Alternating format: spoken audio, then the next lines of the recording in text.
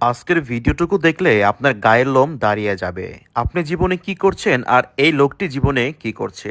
দর্শক, তার বয়স ১১৫ বছর। তিনি একজন দৃষ্টি প্রতিবন্ধী অন্ধ মুয়াজ্জিন। কথাটা মিথ্যা না, কথাটা সত্য। আপনি সত্যই শুনেছেন। ১১৫ বছর বয়সে তিনি দেখেন দড়ি ধরে বাঁশ ধরে তিনি কোথায় যাচ্ছেন। তিনি যাচ্ছেন মসজিদে নামাজ পড়তে। দর্শক, তিনি নিজেই মসজিদ স্থাপন করেছেন আর তার নিজের জমির উপরে। তিনি এভাবে বাড়ি থেকে ৩০০ মিটার হেঁটে আসেন তিনি দড়ি ধরে বাঁশ ধরে। তার বাড়ি থেকে মসজিদ পর্যন্ত এভাবে ৩০০ মিটার দড়ি এবং বাঁশ টানানো আছে, কারণ তিনি অন্ধ। যেন তিনি এই দড়ি ধরে এবং কি এই বাঁশ ধরে তিনি যেন মসজিদে ঠিক মতো নামাজ পড়তে পারেন প্রতি ওয়াক্ত। তিনি কিন্তু অলরেডি মসজিদে চলে আসছেন দর্শক। আবারও বলছি, ভিডিওটুকু আপনার ফেসবুকে শেয়ার করে রেখে দেন, ভবিষ্যতে কাজে লাগবে। দেখেন, তিনি মসজিদে এসে তিনি চাবি খুঁজতেছে, তিনি চাবি পেয়েছে এবং তিনি অন্ধ। আমি আবারও